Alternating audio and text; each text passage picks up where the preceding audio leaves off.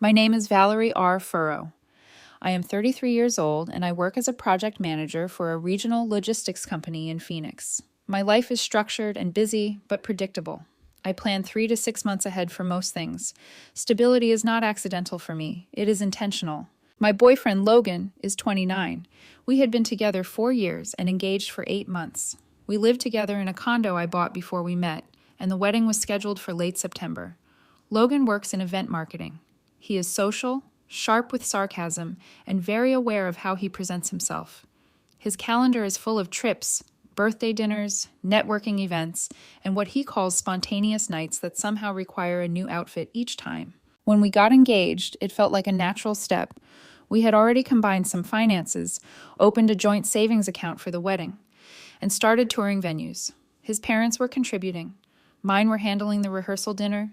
Deposits were paid. Invitations were being designed. On paper, everything looked stable. The first sign something was off did not come as a dramatic betrayal.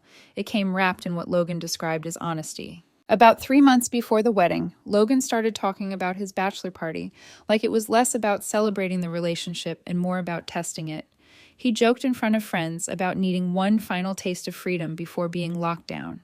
He said it with a laugh and a sharp look at me, like he was daring me to react. His friends found it hilarious. I did not. I do not mind jokes. I mind patterns. The comments became more pointed.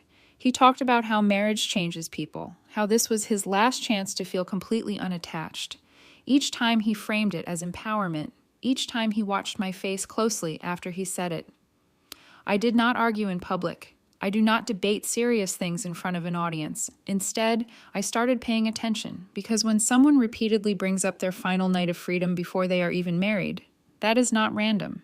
It is preparation. About 6 weeks before the wedding, Logan sat across from me at our kitchen island with a glass of wine and that deliberate calm tone he uses when he thinks he is being reasonable. He said he wanted to set expectations about his bachelor weekend in Miami. 3 nights, no curfew, no check-ins, no rules. He said he did not want to feel monitored or judged. I asked what specifically he thought I would judge. He smiled in that tight way he does when he believes he is intellectually superior in the moment. He said women get insecure when men have fun. He said he did not want to spend his last single weekend reassuring me. Last single weekend. I reminded him he was not single. He corrected me. Technically not married yet. That distinction mattered to him more than it should have. I kept my voice level and asked directly what he meant by a final taste of freedom. He rolled his eyes and said I was being dramatic, that it was just dancing, flirting, feeling desired. He said marriage is forever, and he deserved one uninhibited weekend before signing his life away. Signing his life away? I asked if he felt trapped. He said no, but added that most men secretly mourn the loss of options when they get married. He claimed he was just honest enough to admit it. That was the first time I felt something shift in me. I am not naive. I know people get nervous before marriage, but nerves sound like doubt, not entitlement. They sound like vulnerability, not a list of permissions. I told him clearly that if his idea of freedom included acting single, then we needed to reconsider what engagement meant. He laughed and accused me of trying to control his body before we were even married. I did not raise my voice. I simply said that if he needed to simulate being unattached in order to commit, that told me something important. He called me rigid. I called it alignment. He ended the conversation by saying I needed to trust him, and I realized he was framing this as a loyalty test, not of his behavior, but of my tolerance. That is when I started thinking seriously about what would happen if his weekend matched his rhetoric. The week before Miami, the tone escalated. Logan started making comments about how some women are secure enough to handle a confident man. He said it casually while getting ready for work, like he was narrating a podcast instead of speaking to his fiancée. One night, he showed me the itinerary his best man had planned. Pool party, VIP table at a club, yacht day. He emphasized the VIP part twice. I asked if there would be hired entertainment. He smirked and said, probably. Then he added that it was normal and I should not be provincial about it. His word, not mine. I told him I was not worried about strangers performing on a stage. I was concerned about the mindset he kept advertising. He accused me of trying to shame him for wanting fun. Fun was not the issue. Framing infidelity-adjacent behavior as a right was. 2 nights before his flight, he said it outright. I am entitled to one final taste of freedom. There was no joking tone this time, no audience, just us in the living room. I asked him to define freedom. He said dancing with whoever he wanted, accepting drinks, maybe kissing someone if the vibe was right. He said it would mean nothing and would actually make him more ready to commit because he would get it out of his system. I felt strangely calm. I asked if he would be comfortable with me doing the same at a hypothetical bachelorette party. He immediately said that was different. Women do not have the same emotional attachment to attention. He said men need closure with their youth. Closure with their youth. I stood up, walked to the window, and let about 10 seconds pass before responding. I told him that if he believed physical exclusivity was optional before the ceremony, then the ceremony itself was meaningless. He said I was being extreme. I told him I was being clear. He tried to soften it then. Said he probably would not actually do anything. Said I should focus on how lucky I was that he was honest. That sentence sealed it for me. Honesty about planned disrespect is not a virtue, it is a warning. And in that moment, I realized he thought the wedding was guaranteed. He thought my reaction would stop at discomfort, not consequences. The night before his flight, he was packing in our bedroom, laying out outfits on the bed like he was preparing for a competition.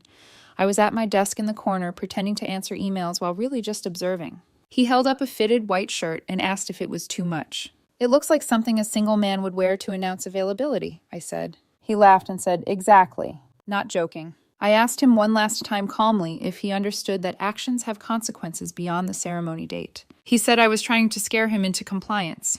He said love should not come with threats. I agreed it should not.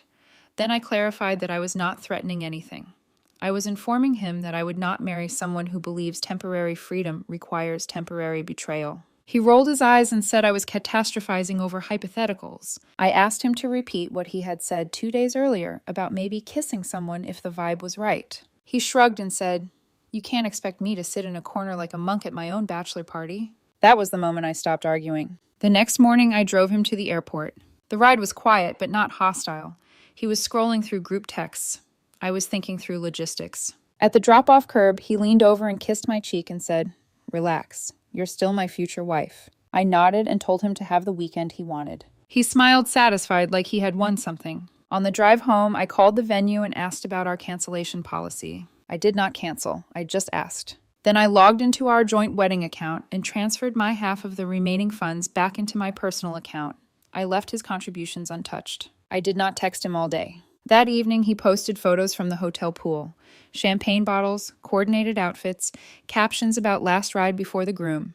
The comments were full of fire emojis and statements about earning one last wild night. I read every single one, and I waited. Saturday night around 11:40 p.m., Logan finally called. His voice was loud over music and background noise. He was laughing, slightly breathless, like he had been running or shouting. He said I would not believe how insane the night was. He said he felt alive. He said I needed to loosen up because this was harmless. I asked one question. "Did you do anything you would not be comfortable describing in detail in front of both our parents?" There was a pause.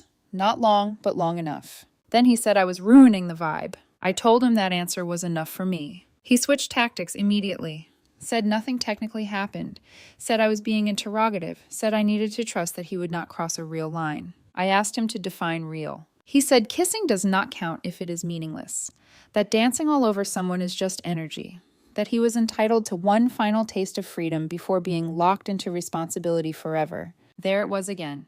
Entitled. I let him finish. I did not argue. I did not yell. I simply said, "You're free now." He laughed at first because he thought I was playing along. I clarified. I told him that if he needed a version of freedom that looked like single behavior, then I would remove the engagement so he could experience it without contradiction. His tone changed instantly. He asked if I was serious. I told him yes. Then I hung up. I drove straight to the hardware store that was still open and bought new locks. The condo is in my name only. I bought it 2 years before we met. He was never on the deed. By 2 a.m., the front door and back door locks were changed. Sunday morning, I packed his clothes into suitcases, not garbage bags. I am not vindictive. I am efficient. I folded his shirts. I stacked his shoes.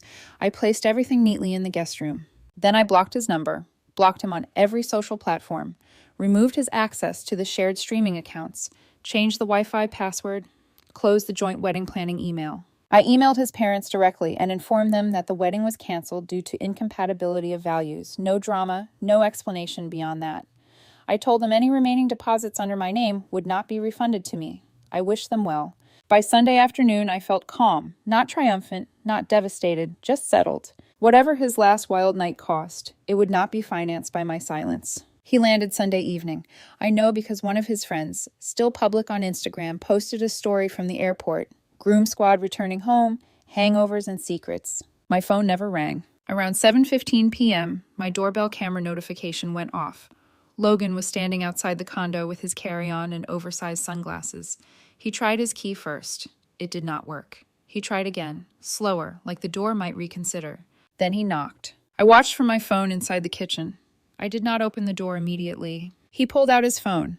A few seconds later, my blocked call notification flashed silently, then another, then another. He started knocking harder. I opened the door but did not step aside. His first sentence was, "What's wrong with the lock?" "Nothing," I said. "The lock works." His face shifted when he saw the empty hallway behind me. No welcome back hug. No bags by the door waiting to be unpacked together. He tried to push past me lightly, and I held my ground. I told him his things were packed in the guest room and that he could collect them, but he was not staying. He laughed in disbelief. "Is this some kind of lesson?" "I meant what I said," I replied. "You said you were entitled to one final taste of freedom. You're free now." His tone turned sharp immediately. He said I was overreacting, that nothing technically happened, that everyone dances and flirts at these things. I asked him directly if he kissed anyone. He hesitated just long enough. Then he said it did not mean anything. I nodded. That was enough. He switched to anger, called me insecure, said I was throwing away 4 years over one harmless night, said no one else would tolerate this level of rigidity. "You're right," I said. "Someone else probably would. That someone else just won't be me." He stood there for a long moment waiting for me to fold. I did not. Eventually, he walked past me, grabbed his suitcases, and dragged them to the door. He expected me to stop him. I did not. When he stepped outside, I closed the door gently. That was the end of our engagement. By Monday morning, the calls started coming from other numbers. First his best man, then 2 of his friends, then his mother. All blocked. Around noon, my email pinged. A long message from Logan. Subject line simply, "Please." He claimed I was humiliating him, said the guys were confused, said he told them I was being dramatic. He insisted the kiss was a joke, a stupid dare, a 2-second thing that meant absolutely nothing. I read it once. The part that stood out was not the kiss. It was the phrase, "You were supposed to trust me enough to let me get it out of my system." Get it out of my system. As if commitment was a diet, as if he needed to binge before starting. I replied once, briefly. I told him that trust is not permission to act single. It is the confidence that you will not want to. I told him I did not hate him. I just no longer saw him as a husband. Then I stopped responding. By midweek, the narrative shifted. One of his friends messaged a mutual acquaintance of mine asking if I had cheated and was deflecting. Apparently, Logan had told people I blindsided him because I was insecure and controlling. I expected that. What he did not expect was that 2 of the men who were on that trip did not appreciate being dragged into his story. By Thursday, screenshots started circulating. Not from me, from his own group chat. Messages where he bragged about pushing boundaries. Messages where he described the kiss in detail. Messages where he said, "If she leaves me over this, then she was never strong enough for me anyway." He had underestimated his audience. One of the men had a girlfriend who did not love what she read. He confronted him. That confrontation spread. Suddenly, the last wild night was not just Logan's story, it was everyone's problem. Logan texted from a new number that evening. He said this was spiraling. He said I needed to say something to stop it. I did not respond. I already had said something. "You're free now." By the following weekend, the fallout was no longer contained to just us. 2 of the men from the trip had serious conversations with their own partners. One of those partners reached out to me directly, not to accuse, but to confirm. He had seen screenshots of Logan's messages, the tone, the bragging, the way he described testing limits just to see if I would bend. He asked me one question. "Did you actually end it over this?" "Yes." He was quiet for a second and then said that made sense. Apparently, Logan had framed the whole weekend as a power move. He told them I would never walk away because I was too invested, that I was stable, predictable, safe. Safe meant incapable of leaving. The issue for him was not that he kissed someone. It was that I refused to negotiate about it afterward. By Sunday, I heard that one of the men who encouraged him was now dealing with his own breakup. His girlfriend did not appreciate being compared in a group chat where they rated who would tolerate the most. Logan's social circle began to fracture. He sent another email. This one angrier. He accused me of orchestrating humiliation, said I had destroyed his reputation, said his friends were distancing themselves because I could not handle one mistake. I responded once more, briefly. I told him I had not shared anything, that I had not contacted anyone about his behavior, that adults are responsible for their own words, especially in writing. I added one line. You thought security meant immunity. After that, I blocked the new email as well. The wedding date came and went quietly. No venue, no ceremony, no spectacle. Just a Saturday where I went to the gym in the morning and had dinner with my sister in the evening. It felt ordinary, which is exactly how it should have felt. About 2 weeks after the breakup, Logan showed up again. Not with luggage this time, just his car parked across the street from the condo. I noticed it when I got home from work. He was sitting inside with the engine off, staring straight ahead like he was rehearsing something. I walked past his car without stopping. He got out anyway. He did not scream. He did not cry. He walked toward me calmly and said, "We need to talk." "We already did," I replied. He said he had time to think, that he panicked before the wedding, that everyone gets cold feet, that he just expressed it differently. I asked him one question. If I had gone to a bachelorette party and kissed someone because I felt entitled to one last taste of freedom, would you have married me? He did not answer immediately. Instead, he said, "That's different, and you know it." There it was again. Different rules. He tried another angle. Said he would cut off the friends who encouraged him. Said he would go to counseling.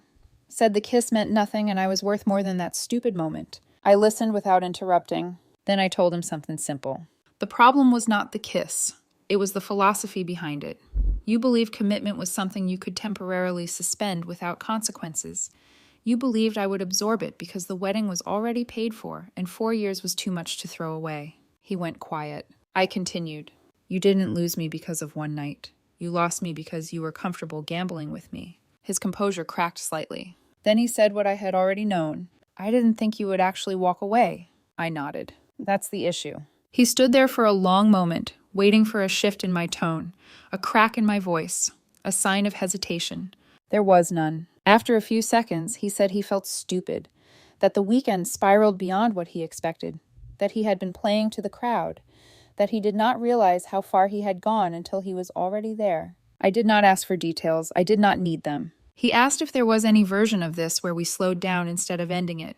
A pause, a reset, therapy before cancellation. I shook my head. If I had married you after that, I would have spent the rest of our life wondering what other freedoms you believed you were entitled to. He looked down at the pavement like he was searching for a different script. He said the group chat screenshots were taken out of context. That guys exaggerate. That bravado is different from intention. I told him intention and character are usually revealed when someone thinks there will be no consequences. He exhaled sharply. I miscalculated. That word stood out. Not I was wrong. Not I hurt you. I miscalculated. It was a business term, a risk assessment gone poorly. I realized then that the core of our breakup had nothing to do with jealousy. It had to do with assumption. He assumed that history would outweigh boundaries. He assumed deposits, invitations, family involvement, and shared plans would insulate him from consequence. He assumed I would choose comfort over clarity. He was wrong. After a long silence, I told him I wished him well, and I meant it. I did not hate him. I just no longer trusted his framework. He stood there another minute, maybe waiting for one last rehearsal of reconciliation. There was none. Eventually, he walked back to his car and drove off. I went inside and locked the door. In the weeks that followed, I heard pieces of the aftermath from others. I did not seek them out. They arrived anyway. The friend group never fully recovered. Too many screenshots. Too many partners asking uncomfortable questions. One of the men from the trip lost his own relationship after his girlfriend read what they had been saying about loyalty thresholds and which women would tolerate more. The last wild night turned into a stress test none of them were prepared for. Logan moved into an apartment with one of the guys from the trip. I heard he had taken on more work, trying to rebuild momentum. I heard he stopped joking about entitlement. I did not celebrate any of it. Consequences are not entertainment. They are simply gravity. About a month after our final conversation, Logan sent one last message through an email address I had not blocked yet. He wrote that he miscalculated, that he confused honesty with immunity, that he thought security meant permanence. He said he never believed I would actually choose self-respect over history. That line stayed with me. Self-respect over history. That is what it was. He assumed the sunk cost of 4 years would outweigh my boundaries. He assumed familiarity was stronger than principle. He was wrong.